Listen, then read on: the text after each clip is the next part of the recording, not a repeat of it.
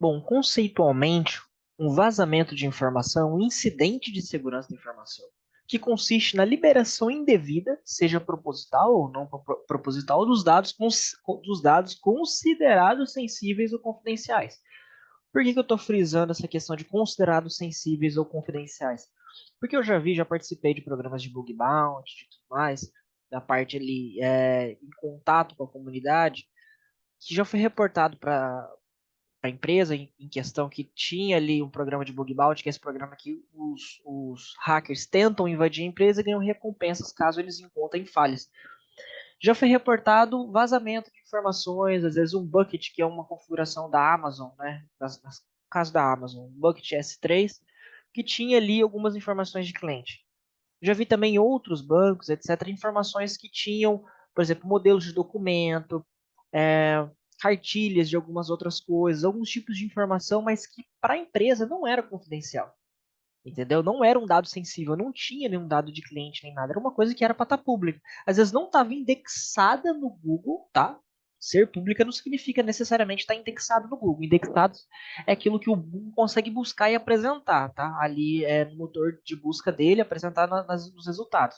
Nem sempre, só porque não está lá, não é público. Então, assim, já vi reportes desse tipo que não eram dados sensíveis nem confidenciais. Então, o dado sensível e confidencial é aquele que segue perante uma lei geral de proteção de dados, uma GDPR, que é outra, a lei geral europeia. Então, assim, são dados que têm, por exemplo, dados sensíveis de cliente, como informações ali restritas, por exemplo, no caso de um banco, dados de mais restritos de conta, às vezes até dados de cartão de crédito. Então, se você expor senhas, por exemplo, uma aplicação, um grande e-commerce aí, houve um vazamento e dispôs o usuário e senha e tudo mais. Então, assim, isso é um dado confidencial, tá? Aquilo que consegue, que perante a lei é considerado sensível e confidencial.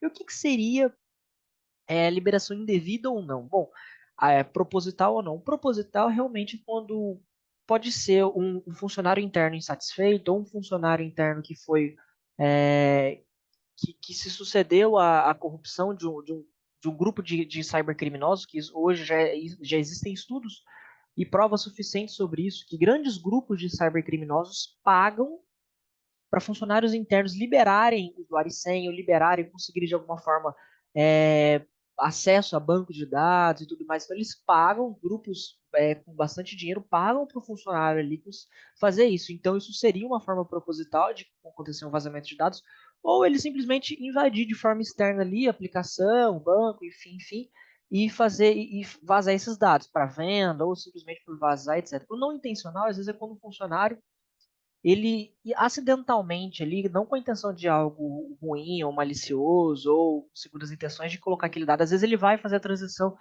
um caso, tá? Um cenário. Eu já vi pessoal de desenvolvimento usar, ele vai expor, por exemplo, no GitHub lá, só para passar de um ambiente para o outro, ou já vi expor também até no Pastebin, tá? Que é uma coisa pública, trecho de código ali para passar de um ambiente para o outro, porque muitas vezes existem algumas empresas usam DLP, que é uma ferramenta que prevê, ele evita perder dados, né? A tradução literal, mas assim, que é para não ter vazamento de dados. Então, os caras tentam contornar, muitas vezes a galera de tecnologia, não só os devs em si, tá? Já vi de rede, segurança, enfim. Não, segurança eu não vi, mas assim, de redes e desenvolvimento eu já vi tentar passar de um ambiente para o outro, ele não consegue porque tem os bloqueios, tem falha, etc. Aí ele dá um jeitinho de colocar aquilo, por exemplo, num compartilhador de arquivo ali, numa storage online que não é compliance, que não segue nenhuma conformidade. O cara vai lá, pega, por exemplo, o Easy Upload, Zip Upload, ForShared, etc. Eles aí coloca zipado ali um trecho de código, ou trecho de banco, ou até arquivos internos da empresa para conseguir baixar em outro ambiente. E nisso acontecem os vazamentos também, foi de forma não intencional. Além de outros tipos de compartilhamento, que dessa forma não é algo que seja, mas assim, acontece o vazamento também dessa forma, tá? E quais são os impactos, né? Eles resultam em inúmeros impactos na parte corporativa, impactos financeiros, perder valor de mercado no processo de venda, por exemplo, uma desvalorização de ação. Tem empresas que, assim, muitas vezes os vazamentos, eles não atingem diretamente por exemplo, se uma empresa ela vai estar sendo, ela vai entrar para a bolsa ou ela já está na bolsa, ou uma empresa está sendo comprada, ela está num momento crítico ali. Se acontece um vazamento, aquele vazamento às vezes não foi nada demais. Só que na visão do mercado, de quem está comprando, de quem está investindo, isso é muito ruim.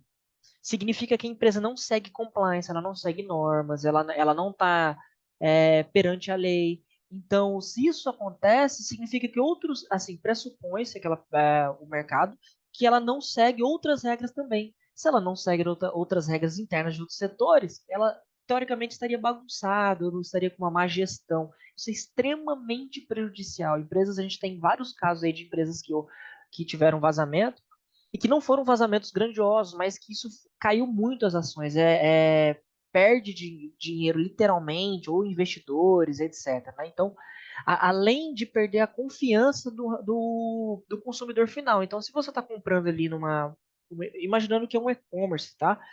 Você está comprando roupa, etc. Se tem seus dados são vazados ali, dificilmente você pode voltar a comprar, ou se for uma coisa muito grande, ele vai perder muitos clientes por concorrente, etc. Teve o caso do Yahoo aí, que em 2014 teve os dados de 500 milhões de usuários vazados. Nesse mesmo período, ela sofreu uma grande desvalorização, né, no processo de aquisição pela Verizon. Então, em relação, aí no caso, em relação dos usuários finais, né, que têm seus dados vazados, os impactos também atingem a gente, não é só a empresa no caso, né? Então, se você tem os dados vazados, o número de fraudes cresce exponencialmente. Os criminosos, os estelionatários, etc., eles podem tentar se passar por você, abrir contas de banco, pedir empréstimo, usar seu nome como laranja, ou outras, tá? Estou só dando um exemplo de outras fraudes gigantes que acontecem quando seus dados estão vazados, tá? E como acontece, tá, de certa forma ali, como que acontece isso, né? Então, como eu já tinha dito que é proposital ou não, mas tem dois tipos de forma de acontecimento. O externo, que é a causa de um vazamento externo, significa que um grupo de criminosos ou um agente individual busca explorar uma vulnerabilidade a partir do uso de malwares, os malwares avançados que a gente chama de APT, né, que é uma forma dele avançar ali para dentro e conseguir encontrar brechas, se instalar outros tipos de vertentes de malwares ali dentro da empresa e conseguir fazer uma coisa de proporções gigantes. A gente teve casos do Uber aí também, casos de outras grandes empresas que não, assim, a gente ficaria um tempo aqui para poder falar de todas, mas que assim, o intuito dele é realmente roubar a informação. Primeiro, eles tentam vender no mercado negro, mais para frente isso vai ser comentado, mostrado também em alguns mercados e fóruns, né? Que eles tentam vender primeiramente. Muitos compram para fazer ataques depois naquilo ali, e depois de certo tempo, que aquilo ali já ficou um tempo, eles simplesmente disponibilizam na internet. Então, essa é uma das formas, é a ameaça externa. A ameaça interna pode até parecer estranho, como disse ali. Eu posso ser uma ameaça interna no meu trabalho? Posso. Você pode. Por quê? Porque às vezes você clica em algo que não era para ser clicado, muitas vezes de forma não. Porque não houve um treinamento, não houve uma conscientização ali. Então, às vezes, o próprio funcionário ele clica e baixa alguma coisa, ele às vezes é o responsável pelo vazamento e a empresa só vai saber depois quando é feita uma forense ali, uma análise forense e tentando encontrar onde foi o início.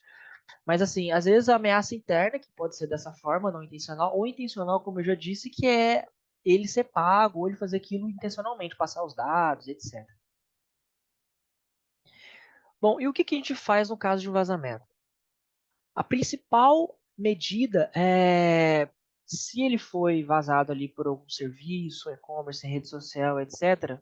Se o seu login ou senha, a principal recomendação é troca de senha. Não só para você, como a gente como usuário final, analista, estudante, etc., mas também como uma empresa. Eu já participei de incidentes desse tipo e a principal recomendação, algumas empresas avisam e depois, logo em seguida, já fazem a troca. Algumas já forçam imediatamente, já assim, trocando a senha e depois enviando o e-mail. Mas de qualquer forma, não importa. A principal ação é a forçar imediatamente a troca de senha. Então, essa troca de senha, às vezes, ela é realmente abrupta, né? Acabou de descobrir, a empresas têm alguns grupos que ficam monitorando vazamentos, mas nós que eles descobrem, já é enviado o e-mail, logo em seguida já é realizada essa troca sistêmica, né?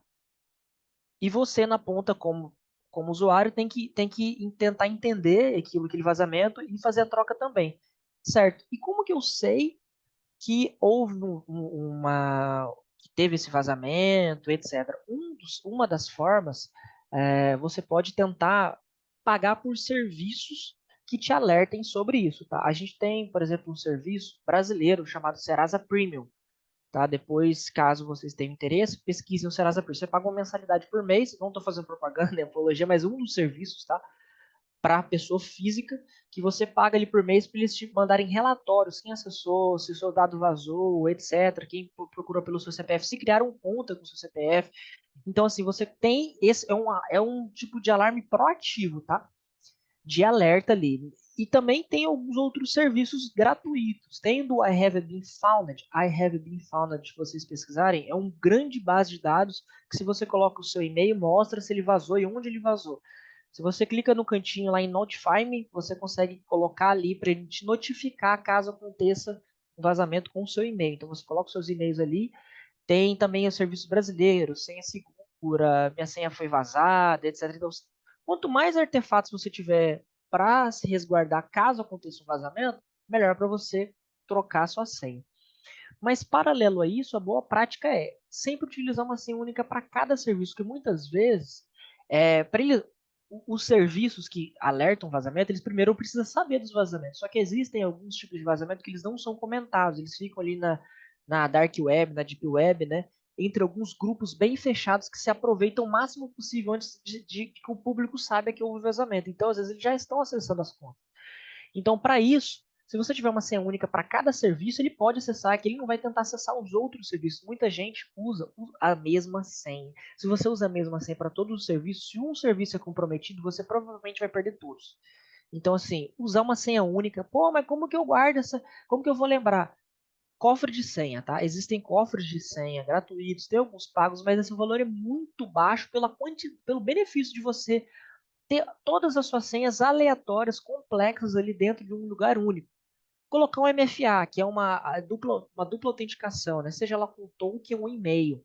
Então você coloca aqueles aplicativos de token no celular, que quando você for acessar, ele pode aparecer um pop-up para você autorizar ou não, ou ele pode aparecer um código para você autorizar no seu e-mail também, colocar um segundo e-mail como que tem uma outra senha, lógico, né? Como alerta ali de MFA, porque não adianta você colocar só no seu próprio e-mail, porque se aquele e-mail vazar, etc., não vai adiantar muito. Então, um segundo e-mail, e é lógico que uma coisa muito importante de se mencionar é que antigamente a gente usava o SMS, que é o próprio celular, para chegar à senha. Hoje já não é considerado seguro, porque muitos atacantes estão fazendo um alias, que é fazendo o alias é a migração do seu número para um outro número. Então ele consegue os seus dados aí na internet, como quase todo mundo já tem, ele consegue ligar para a operadora e falar assim, olha, eu vou fazer uma portabilidade do meu número, tá? A operadora não tem tantas proteções quanto a isso.